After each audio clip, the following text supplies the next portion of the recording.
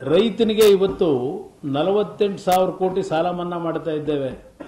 44 ಲಕ್ಷ ರೈತ ಕುಟುಂಬಗಳಿಗೆ 48,000 ಕೋಟಿ ಮನ್ನಾ ಮಾಡ್ತಾ ಇದ್ದೇವೆ. ಇದನ್ನ ಲಾಲಿಪಾಪ್ ಅಂತಾರೆ. ಈ 59 ಲಕ್ಷ ರೈತರಿಗೆ ಇವರು 3,500 ಕೋಟಿ ಕೊಡ್ತಾರಲ್ಲ, ಇದನ್ನೇನಂತ ಕರೆಯೋದು ನಾವು?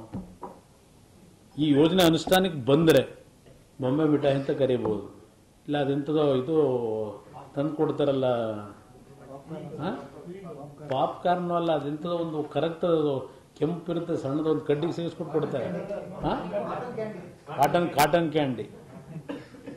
ಇದು ನರೇಂದ್ರ ಮೋದಿಯವರ ಕಾರ್ಯಕ್ರಮ. ನಾನು ಈ ರಾಜ್ಯದ ರೈತರ ಸಾಲ ಮನ್ನಾ ಘೋಷಣೆ ಮಾಡಿದಂಥ ಸನ್ನಿವೇಶ ಏನಿದೆ ತಮ್ಮೆಲ್ಲರಿಗೆ ನೆನಪಿಸ್ಕೊಡ್ಲಿಕ್ಕೆ ಬಯಸ್ತೀನಿ. ಬಿಜೆಪಿಯ ಸ್ನೇಹಿತರು ಕರ್ನಾಟಕ ರಾಜ್ಯದ ಮೈತ್ರಿ ಸರ್ಕಾರ ಲಾಲಿಪಾಪ್ನ ಕೊಡ್ತಾ ಇದ್ದಾರೆ ರೈತರ ಸಾಲ ಮನ್ನಾ ಯೋಜನೆ ಹೆಸರಿನಲ್ಲಿ ಅಂತಕ್ಕಂಥ ಒಂದು ಮಾತುಗಳನ್ನು ಹೇಳಿದರು.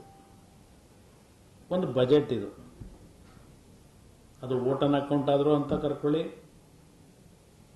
ಇಲ್ಲ ಮುಂದೆ ಇವರೇ ಬಂದಿದೆ ಕಾರ್ಯಕ್ರಮ ಅನುಷ್ಠಾನಕ್ಕೆ ತರ್ತಾರೋ ನೋಡೋಣ. ಯಾಕೆಂದ್ರೆ ಸಬರ್ಬನ್ ರೈಲ್ವೆಗೆ ನನ್ನ ಮೇಲೆ ಭಾಳ ಒತ್ತಡ ಹಾಕಿದ್ರು. ತಕ್ಷಣ ನೀವು ಕ್ಲಿಯರ್ ಮಾಡಿ ಕಳಿಸ್ಕೊಟ್ರೆ ಇಮ್ಮಿಡಿಯೇಟ್ ಆಗಿ ಸಬರ್ಬನ್ ರೈಲ್ವೆ ವಿಷಯದಲ್ಲಿ ಕೇಂದ್ರ ಸರ್ಕಾರವು ಮುಂದಿನ ಬಜೆಟ್ನಲ್ಲಿ ತೀರ್ಮಾನ ತಗೋತೀವಿ ಅಂತ ಹೇಳಿ ನಾನು ಅದಕ್ಕೇನಾದರೂ ಒಪ್ಪಿಗೆ ಕೊಡ್ತೇನೆ ಅನ್ಕೊಂಡಿದ್ದೆ. ಅದಕ್ಕೂ ಸಹ ಒಪ್ಪಿಗೆ ಇಲ್ಲ ಇಲ್ಲಿ ಸಬರ್ಬನ್ ರೈಲ್ವೆದು. Election budget